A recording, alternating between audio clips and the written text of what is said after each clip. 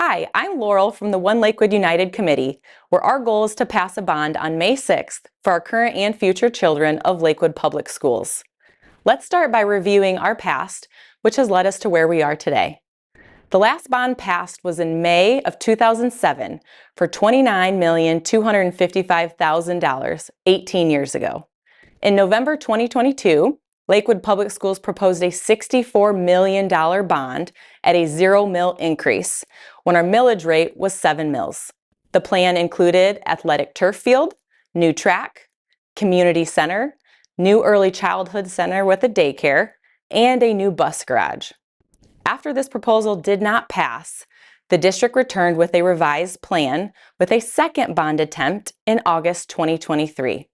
Our millage had dropped from 7 mils down to 4.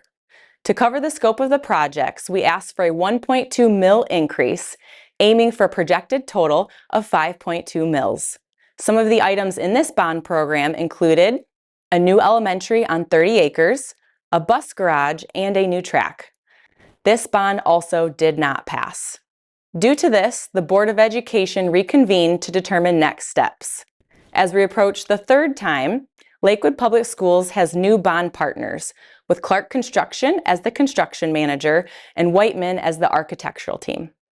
The One Lakewood Committee was formed late last summer and sought community input to build a thoughtful bond program. After holding 7 public last fall, in October 2024, the One Lakewood Committee made recommendations to the school board that were used to write this bond proposal. This was a community-driven effort, and the focus was clear: invest in high and medium needs and cut out the unnecessary fluff. This bond was built around the 5 whys: fiscal responsibility, declining enrollment, educational outcomes, decreasing utilization, and safety and security. First, focusing on fiscal responsibility. This bond will streamline the district by retiring the Woodland building with plans to sell.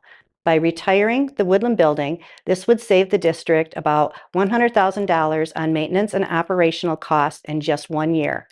The soccer fields would be relocated to continue supporting the youth programs. Now, declining enrollment. Lakewood Public Schools enrollment is trending towards a decline of about 2% each year. Enrollment is expected to decrease by an average of 9% over the next 5 years, a trend that is seen across the state. This year, there are 126 seniors in the 2025 graduating class. As enrollment declines, we must ensure our facilities are being used efficiently. Next, decreasing utilization. We are currently utilizing approximately 77% of the available capacity across the 4 operating buildings. This data indicates that we have the opportunity within the district to streamline from 4 to 3 buildings. There will be additional space available if there is an increase in enrollment. With streamlining, Lakewood Elementary will serve our kindergarten and all pre-kindergarten programs and our first and second grade students.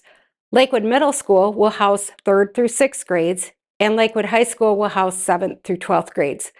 Bond committee members previously visited surrounding districts like Saranac, Pewamo Westphalia, and Maple Valley, as they have adopted this grade structures years ago. Their admin and parents shared positive feedback, so this is a new approach to us, but not new to our surrounding school districts. This bond is needed so we can maintain our buildings on high expense items like roofs, boilers, parking lots, and the track and tennis courts. There isn't enough money in the general fund for these, so the only option is a bond. And for every child that leaves the district, we lose funding. This bond is for $29,950,000, with Series 1 at $16,185,000 and Series 2 at $13,765,000. The term will be for 14 years, 9 months. By going with a 15-year bond term versus 30-year term, we will save an estimated $17.8 million in interest.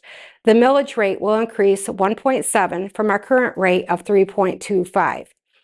Our 9 neighboring districts, Lakewood has the lowest millage rate. The next lowest is 5.5 and the highest is 10.69. Even when the bond passes, we will still have the lowest millage rate, meaning our tax burden will still be far below our neighbors.